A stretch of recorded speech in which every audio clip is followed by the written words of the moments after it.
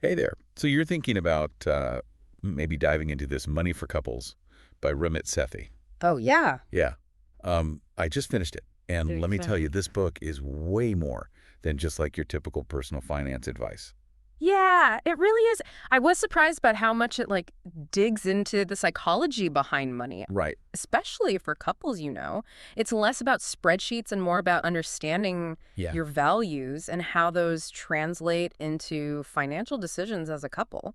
Totally. Like, I always thought a budget was supposed to be about restriction and Yeah. saying no to things, but Sethi completely flips that script with his conscious spending plan. Have Yeah. you ever heard of that? Oh, absolutely. That's one of the core ideas in the book. Yeah.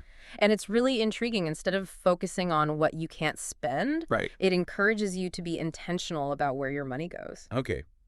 I'm starting to see how this book is different. hmm But can you give me an example? Like, what does that look like in practice? Well, imagine you and your partner love traveling. It's a huge yes for both of you. Yeah. Sethi would say go all out on those trips, make them incredible experiences. Right. But to balance that, you might consciously choose to cut back in areas that aren't as important to you, Yeah. like maybe eating out or buying new clothes all the time. So it's about prioritizing what truly brings you joy, hmm even if it means spending a bit more in those areas. Exactly. I'm starting to see the appeal of this whole rich life concept he keeps talking about. Exactly. And that's where those yes money dials come in. Yeah. It's about identifying what truly makes you and your partner irrationally happy Hmm. and then building your finances around those values. I like that. It feels way more freeing Yeah. than just like trying to squeeze into some generic budget mold. Yeah. But doesn't everyone have different yes money dials? Right. Like, what if my partner's idea of a rich life is totally different from mine? That's where it gets really interesting. Yeah. The Sethi provides this framework for understanding different money types. Okay. He breaks it down into 4 categories: Got it. the avoider, the optimizer, the worrier, and the dreamer. Wait, money types. That sounds almost like a personality test. It kind of is. Interesting. And trust me, you'll be thinking about which type you are and which type your partner is as you read the book. Yeah. It's a really helpful way to understand why you might approach money differently. Okay, I'm definitely intrigued. Yeah. But how do these money types actually play out in a relationship? Yeah. Like, can you give me a glimpse into how this might cause conflict for a couple? Oh, absolutely. Imagine a worrier paired with a dreamer. Okay. The worrier is constantly stressed about saving every penny, Mm-hmm. while the dreamer is off buying lottery tickets, convinced they'll be rich any day now. Oh, wow. I can already see how that could lead to some major disagreements. Right. And Sethi actually gives advice on how to navigate those differences. He does. And he doesn't shy away from the tough topics. Okay. For example, he even talks about prenups. Wow. And how they can be a valuable tool for couples regardless of their income level. It's prenups. Okay, this is definitely not your grandma's financial advice book. Yeah. He really goes there. He does, and it's actually super insightful. Wow. He reframes the whole idea of prenups, Okay. taking away the stigma and presenting them as a way to have honest conversations about finances before getting married. I'll admit I'm starting to get a little curious about this book. Mm-hmm. He also has some pretty eye-opening insights about spending habits. Yeah. I keep hearing about this invisible spending concept. Oh, yeah, that's a big one. Yeah. Invisible spending is all about those expenses we kind of subconsciously avoid confronting. Those things we don't want to admit we spend so much on. So like my daily latte habit. Well, maybe. But he gives some even more surprising examples. Yeah. Like, think about those hobbies that become part of your identity. Mm-hmm. He talks about this guy who spent over $100,000 on tools. $100,000 on tools. Okay. I need to know more about this guy. Uh-huh. Was he building a spaceship in his garage or something? Huh. I'm not going to spoil the story, but let's just say it's a pretty relatable example of how invisible spending Okay. can sneak up on you even when you think you're being financially responsible. Okay. I'm officially hooked. But I have to ask, does Sethi just point out these problems or does he actually offer solutions? Yeah. Because honestly, $100,000 on tools sounds a bit terrifying. Don't worry, he definitely offers solutions. Okay, good. And they're not just theoretical. He provides concrete tools and systems Okay. for couples to manage their money more effectively. Like what? Give me a sneak peek. Well, there's this concept called phantom costs Okay. that I think will really blow your mind. Right. It's all about those hidden expenses that go beyond the sticker price. Okay. For example, have you ever thought about the true cost of owning a car?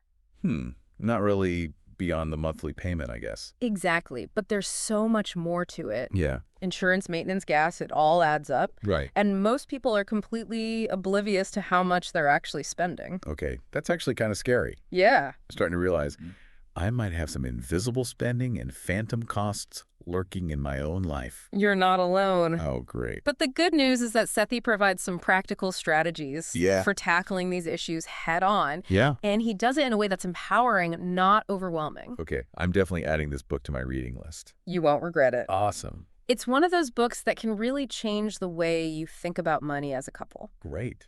I'm excited to dive in. Yeah.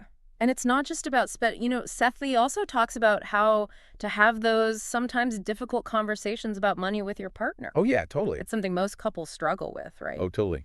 Money talks can be so stressful. It's like walking on eggshells. Right. But does he actually give advice on how to make those conversations, less awkward? He gives some really practical tips. Like he emphasizes starting with a compliment, Okay. focusing on shared goals, and being willing to compromise. I guess that makes sense. Yeah. Instead of just jumping into a fight about the credit card bill, Right. maybe you start by saying, hey, I really appreciate how hard you work to provide for our family or something. Exactly. It's about creating a safe and supportive environment for those conversations. And he also encourages couples to embrace this concept of failure expectation. Oh, okay. Which I thought was really interesting. Failure expectation. That sounds kind of counterintuitive. Yeah. Isn't the goal to avoid failure, especially when it comes to money?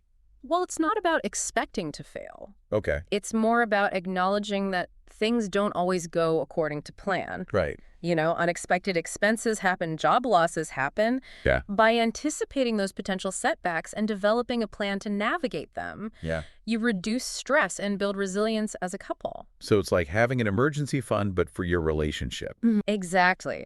And speaking of specific situations, Yeah. the book also dives into those major life transitions that can really impact a couple's finances. Like getting married and having kids. Yes. And he talks about prenups, Right. which we touched on earlier. But he also goes deep on those crucial money conversations to have before you say, I do. Makes sense. I guess there's more to it than just figuring out who pays for the wedding cake. Oh, for sure. And when it comes to kids, he has this whole chapter on the 10 crucial money conversations to have with your children. Ooh, that's a good one. Yeah. I've always wondered how to approach that topic with my kids. Right. Do you actually remember any of those 10 conversations? Well, I don't want to spoil the whole chapter for you. Okay. But he talks about things like teaching them about saving, spending, and even investing from an early age. Right. It's about equipping them with the financial literacy they need to make informed decisions as adults. I love that. Yeah. It's like instead of shielding them from the realities of money, you're empowering them to understand it. Exactly. And he shares this great story about taking his niece and nephew to Disneyland Oh, fun. and giving them each $50 to spend. It was fascinating to see how they each approached the situation differently. Wait, did one of them spend it all on candy and the other one save it all for souvenirs? Uh-huh. That sounds like my kids. I won't spoil the surprise, but it really highlights how our money personalities often emerge at a young age and how important it is to tailor our approach to teaching kids about money based on their individual personalities and learning styles. Okay, so we've talked about those big picture conversations. Yeah. But does Sethi also get into the nitty-gritty of managing money as a couple? Like, what about bank accounts and budgets and all that practical stuff? Absolutely. He outlines a really simple but effective system for organizing your accounts, Okay. automating your savings and investments, and tracking your spending. Okay. He even provides a specific account setup that he recommends for couples. Ooh, spill the tea. What's the magic formula? Well, it's not magic, Okay. but it is pretty straightforward. He suggests having one joint checking account for shared expenses, Got it. 3 to 5 joint savings accounts for specific goals, and then individual checking and savings accounts for personal spending and financial independence. That actually makes a lot of sense. Yeah. So you have the shared finances, but you also maintain some individual autonomy. Right. And he's a huge advocate for automation. Yeah. He argues that it takes the guesswork and emotion out of saving and investing, Right. making it much more likely that you'll stick to your financial goals. I love that idea. Yeah. It's like set it and forget it. Exactly. He even provides a template for those monthly money meetings we talked about earlier, so you have a clear agenda for those conversations. That sounds super helpful. What about couples who might be thinking about getting professional financial advice? Yeah. Does Sethi address that at all? He does, but he approaches it with a healthy dose of caution. He strongly advises against paying percentage-based fees to financial advisors, Okay. arguing that those fees can significantly erode your returns over the long term. So, like, even if an advisor seems great, Yeah. those fees can really add up over time. He gives this shocking calculation showing that a seemingly small 1% fee Wow. can actually cost you 28% of your lifetime investment returns. Wow, I had no idea. So what's the alternative? He encourages couples to carefully evaluate the fees charged by any financial advisor Okay. and consider seeking out those who charge hourly or per project rates instead. That makes sense. It feels more transparent. Yeah. And you're not constantly losing a chunk of your returns to fees. Right. And he also provides some insightful advice on managing debt. Okay. He emphasizes the importance of understanding the true cost of debt, especially high-interest credit card debt. Right. And recommends prioritizing paying off high-interest debt first. So, like, ditch those credit card balances before you even think about investing. Pretty much. He argues that paying off high-interest debt is like getting a guaranteed return on your investment. Right. And once you're debt-free, he encourages couples to make a specific plan for where that money will go.